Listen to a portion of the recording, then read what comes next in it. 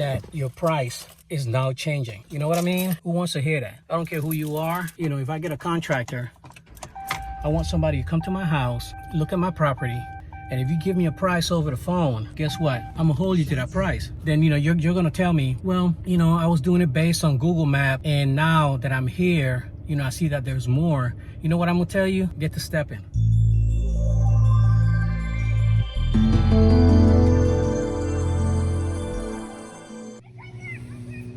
All right.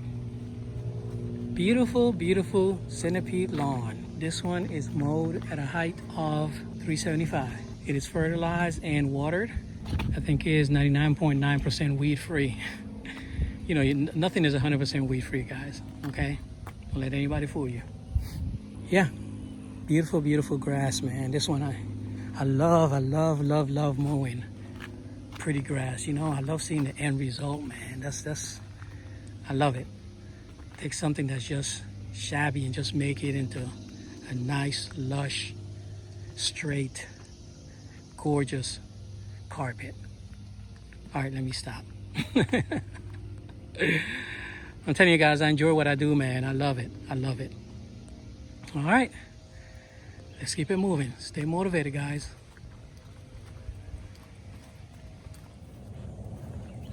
Beautiful centipede lawn, mowed at a height of 2.25, and we're looking good. Over here we have our St. Augustine, but the customer told me to keep it at her height.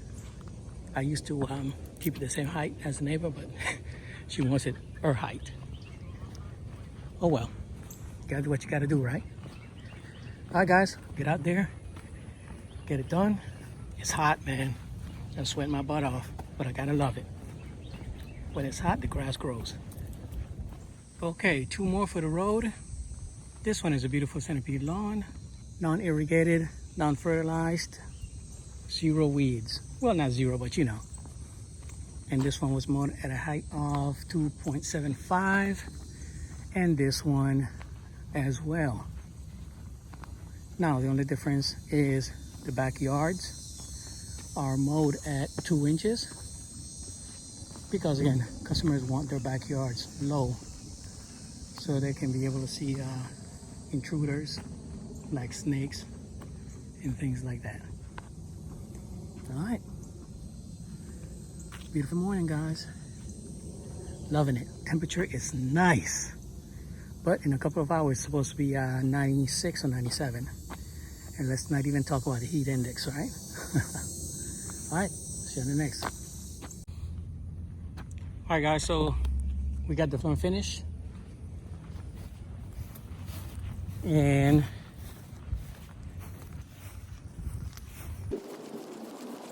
some of these properties are deceiving from the from the front. I seldom show you the back, but I have to show you the back. I don't know why people plant these doggone bottle bush brush.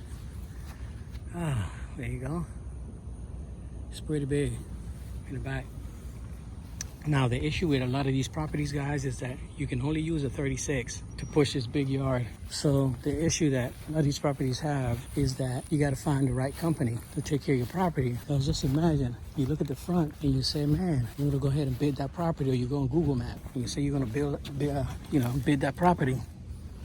Next thing you know, you get here, because on Google Map you can't see the back. Then you have to turn around and tell the customer that your price is now changing. You know what I mean? Who wants to hear that? I don't care who you are. You know, if I get a contractor, I want somebody to come to my house, look at my property, and if you give me a price over the phone, guess what? I'm gonna hold you to that price. You know what I mean? Me personally, I'm gonna hold you to that price. Then, you know, you're gonna tell me, well, you know, I was doing it based on Google Map, and now that I'm here, you know, I see that there's more. You know what I'm gonna tell you? Get to stepping. I mean, it is what it is, guys. You know, you can tell me anything, because again, you are the business owner, and right now you're not thinking as a consumer, and you have to think as a consumer. That's why I personally go and view every property. I don't look at Google Maps and give you a price, because first of all, you have to look at Google Maps and look in the bottom and see when was the photo taken. Sometimes those photos are 8-9 years old, and by the time you get to the property, it's a complete different animal. Okay, so I just wanted to give you that little piece of advice, guys. make sure that, you know, you get to the property and you view them, especially the backyards, you know. Yeah, my advice to you. But at the end of the day, you're gonna do what you want to do, because guess what? It is your business and you are entitled to. But don't say that you didn't know. All right, let's keep moving.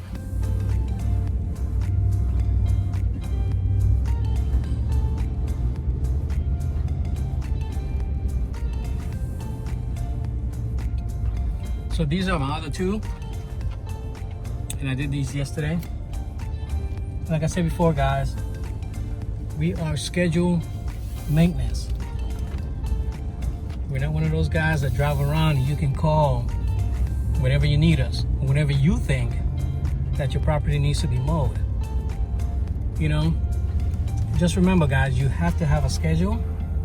And oops, now I'm about to do these two, this one and that one in the back there, and that one in the corner. So I got three. Oops, let me park right here. 1 second.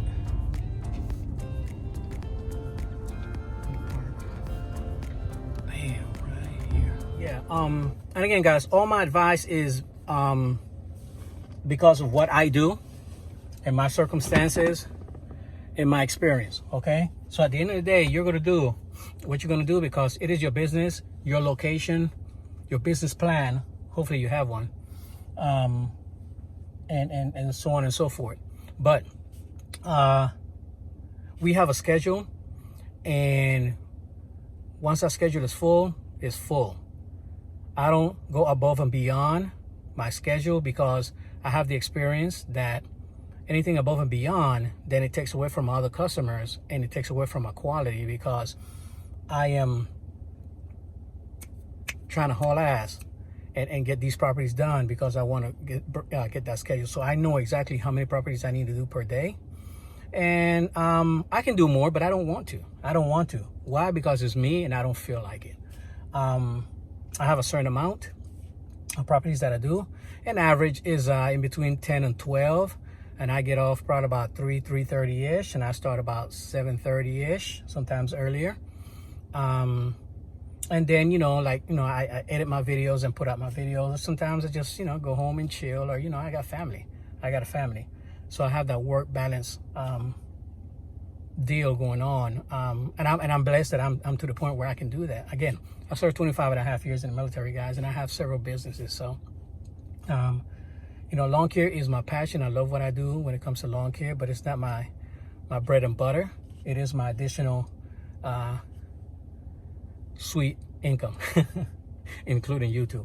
But yeah, when a customer call you guys, and they call you and you jump on it right away, it tells the customer that you don't have a lot going on, and they can keep doing it. So what they're gonna do is they're gonna call you to mow their lawn whenever they feel that it needs to be mowed. And by the time they call you, their lawn is so freaking high that you have to overcharge a little bit, right? And then you have that issue between, well, you know, you always charge this, and, you know, how come your prices are, you know, and then you have to go through that back and forth. And no, when you get a brand new customer, you tell them I provide weekly and bi-weekly schedules.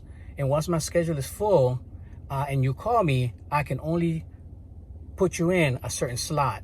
You see what I mean? And that's the way you should be running your business. You should have that steady income. Your season should be full. Your season should be marked.